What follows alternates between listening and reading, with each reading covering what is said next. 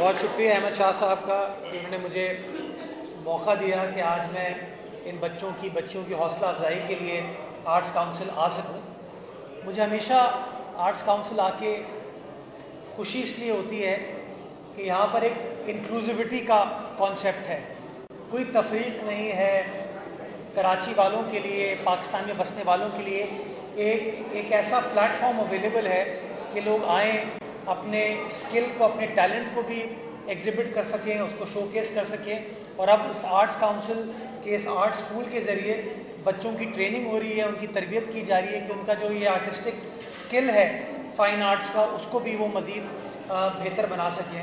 तो मुझे बताया गया है कि ज़्यादातर बच्चे जो यहाँ पर हैं वो स्कॉलरशिप पर पढ़ रहे हैं, और सबसे ज़्यादा खुशी मुझे ये हुई, लेकिन ये एक इदारा है, हम उस इदारे के साथ डील करते हैं। उस इदारे ने by way of a democratic process, election के प्रोसेस पे अहमद शाह साहब इलेक्ट होते हैं और लोग, इनकी कमेटी इलेक्ट होती है, वो हमारे साथ इंगेज करती है, और नतीजा आज आपको ये नज़र आ रहा है कि वो बच्चे जो तसव्वुर नहीं कर सकते थे कि ये तालीम हासिल कर सकें, आज माशाल्लाह वो जो पब्लिक प्राइवेट पार्टनरशिप हमारी इनके साथ चल रही है, उसकी बदौलत ये तमाम चीज़ें की जा रही हैं। मुझे मज़ा आता है जब मैं लोगों को देखता हूँ कि वो लंदन जो गए होंगे लोग, उनको हाइड पार्क में इंक्लूसिविटी नज़र आती है ना, सबके लिए मौके हैं।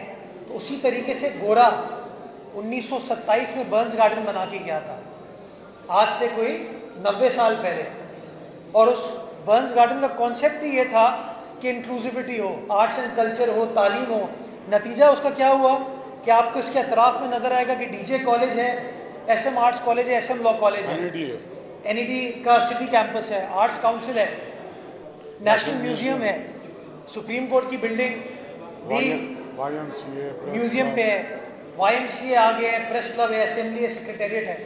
इसका कॉन्सेप्ट ये था कि एक आपका सिटी सेंटर होगा जहाँ पे तमाम तबके के लोग जो है आ सकेंगे, बात कर सकेंगे। और मैं बताना चाहूँगा, ये बर्न्स गार्डन 1,25,000 गज की ज़मीन है, और ये KMC की ज़मीन है। KMC ने ये आर्ट्स काउंसिल को लीज दी थी। KMC की ज़मीन पे फैज़ी रनीन बनी, और KMC ही की ज़मीन पर आज सुप्रीम कोर्ट की बिल्डिंग वाक़ है, नेशनल म्यूज़ियम वाक़ है। तो ये इस शहर के लोगों का असासा है, ये कराची के शहरियों की मिल्कियत है, और जो मैं समझता हूँ कराची के शहरियों के बेहतरीन मफाद में इस्तेमाल होने की ज़रूरत है। और इंशाअल्लाह ये मेरी कमिटमेंट है कि जिस तरीके से भी इन पब्लिक स्पेसेस को प्रोटेक्ट किया जा सके, इन पब्लिक स्पेसेस के अंदर ऐसी फैसिलिटीज़ क्रिएट की जा सके कि लोग आ सकें, उससे लुत्फ़अंदोज़ हो सके। इंशाअल्लाह सिंध हुकूमत भी आपके साथ होगी, KMC भी आपके साथ होगी, और पाकिस्तान पीपल्स पार्टी भी आपके साथ होगी, ताकि और मज़ीद तक़वियत मिल सके इस आर्ट्स एंड कल्चर के हवाले से, तालीमी सरगर्मियों के हवाले से, इन तमाम कामों को। अल्लाह ताला आपको इन कामों में मदद करे। के बारे में क्या कह रहे हैं?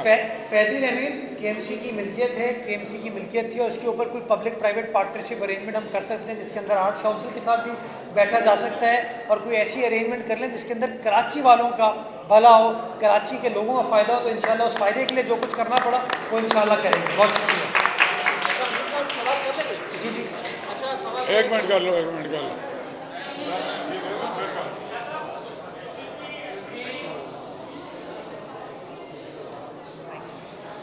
हाँ जी। अच्छा, आसमान सामने खड़े हुए हैं। सिंध सरकार ने अभी म्यूजिक टीचर भर्ती करने का ऐलान किया था। कल एक हजरात ने उसकी मुखालफत की है कि हम म्यूजिक टीचर भर्ती करने के मुखालिफ हैं, तो इस पे सिंध हुकूमत का क्या वर्जन है?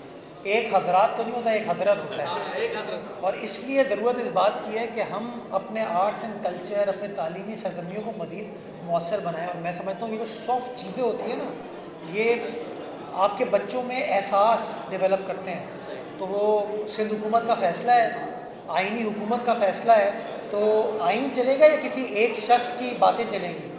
तो ये कोई खुदा न खासा मार्शल लॉ का ज़माना तो है नहीं। तो वो जमहूरी दौर के अंदर, उस आइनी दौर के अंदर जब हुकूमत ने फ़ैसला कर लिया है, कानून आइन के मुताबिक फ़ैसला किया, तो इंशाल्लाह उस फ़ैसले को सिंध हुकूमत इम्प्लीमेंट कराएगी इंशाल्लाह।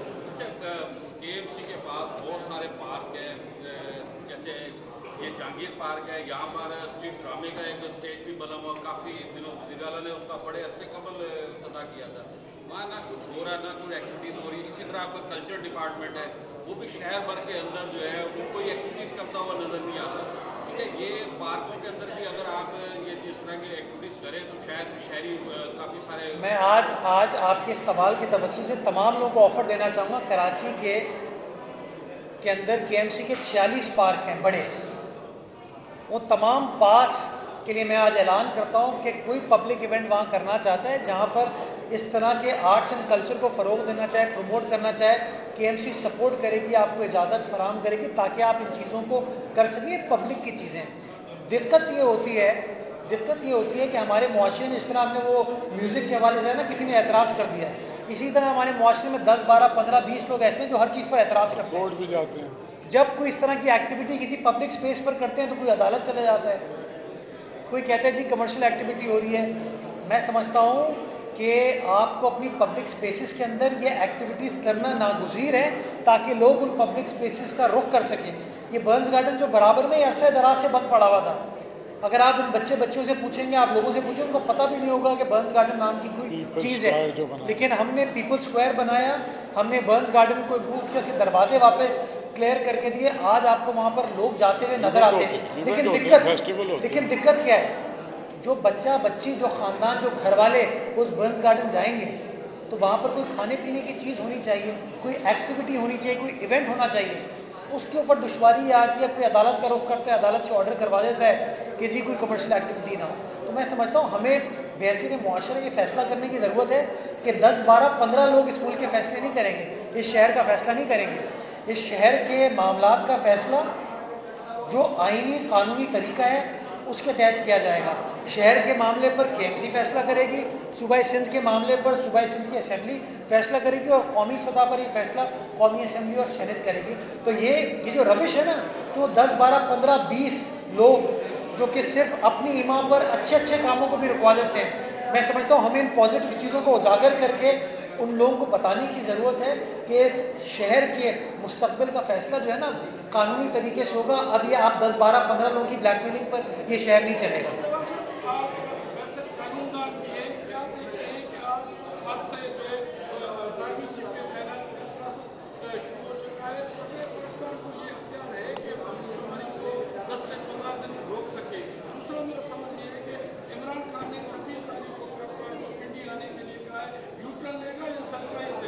अच्छा, इमरान खान कुछ भी कर सकता है, वो इमरान खान है, राइट। आप मतलब कल कुछ कहता है, आज कुछ कहता है, कल कुछ कहेगा, तो वल्लाह आलम।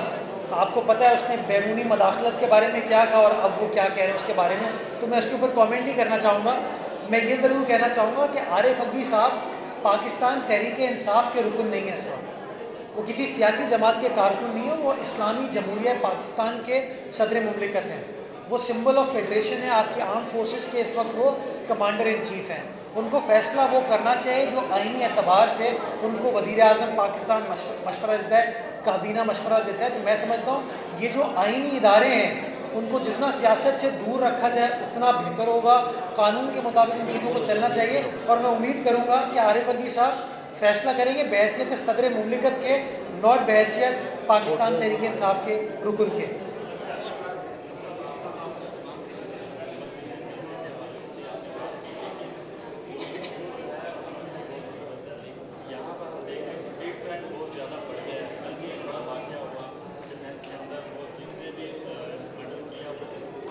पुलिस वाला मारा है।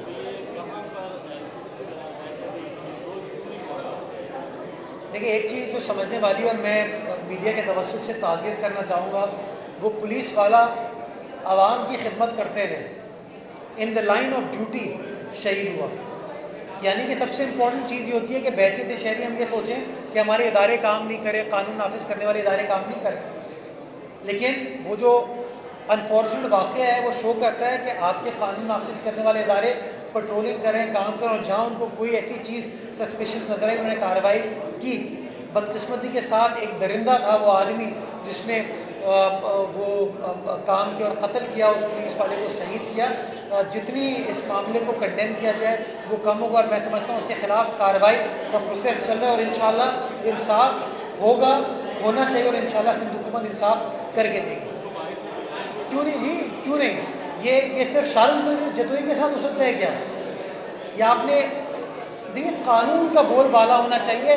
कोई शख्स जितना ही पावरफुल क्यों ना हो, कोई शख्स कितना ही पावरफुल क्यों ना हो, कानून के मुताबिक कार्रवाई होनी चाहिए।